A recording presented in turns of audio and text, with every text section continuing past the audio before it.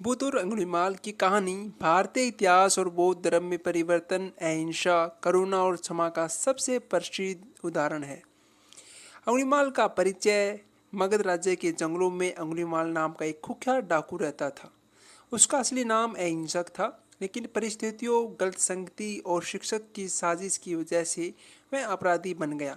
अंगुलीमाल राहगीरों को लूटता और उनकी अंगुलियों को काटकर अपने गले में माला बनाकर पहनता था। कहते हैं कि उसने 1000 अंगुलियां गिनने की चाह रखी थी और पूरा जंगल गांव शहरों से डरा हुआ था। गांव में बुद्ध का आगमन। एक दिन महात्मा बुद्ध मगध के गांव में पधारे। वहां का वातावरण अजीब ढंग से डर और खौफ से भरा था।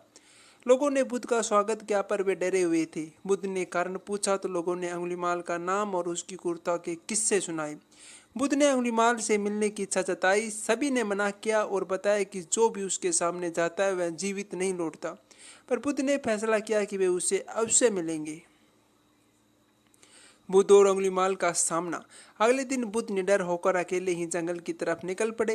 रास्ते में अंगुलीमाल ने उन्हें देखा। वह हैरान था कि हजारों लोगों को डराने वाला डाकू उसके सामने एक संत निर्भयता से चला रहा है। अंगुलीमाल ने हाथ में तलवार ली और बुद्ध की ओर दौड़ा। उसने जोर जोर से कहा, रुको रुको। बुद्ध संत भाव से चलते रहे।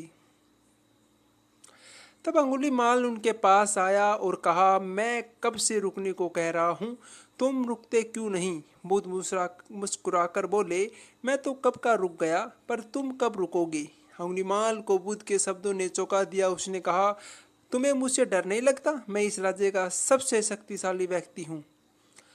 मेरी माला गवाह है कि मैंने कितने लोगों को मौत के घाट उतारा।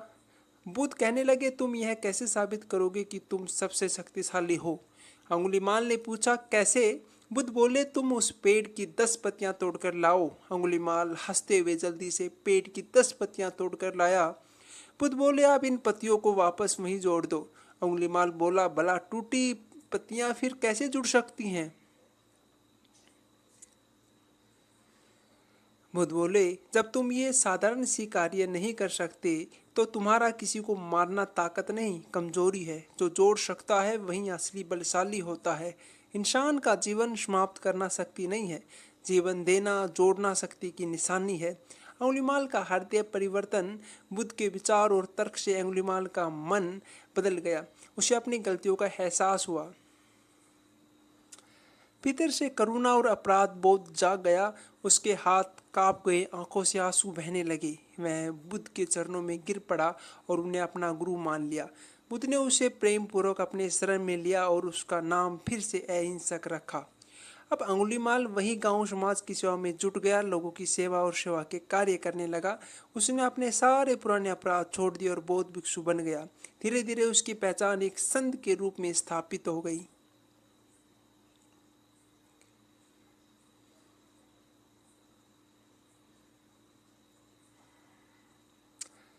कहानी की शिक्षा। बुद्ध और अंगुलीमाल की कहानी मानवीय परिवर्तन की जीती जागती मिसाल है। यह बताती है कि किसी भी व्यक्ति का जीवन संयम, प्रेम, सत्य और सही मार्गदर्शन से बदल सकता है। यदि किसी में वास्तविक पछतावा और बदलने की इच्छा हो तो वह कितना भी बड़ा अपराधी क्यों न हो, एक महान और पवित्र जीवन जीत सकता है। बौद्ध धर्म में यह प्रसंग अहिंसा और करुणा का प्रतीक बन गया। यह घटना दर्शाती है कि मनुष्य की सबसे बड़ी शक्ति जोड़ना, जीवन देना और दूसरों की सहायता करना है। बुद्ध का धैर्य, संवाद, तर्क, शक्ति और करुणा इस कहानी को हमेशा प्रेरक बनाए रखते हैं। अंगुलीमाल की जीवन यात्रा अत्याचार, अपराध से संत, सेवक और अहिंसा की चमकदार गाथा साबित हुई।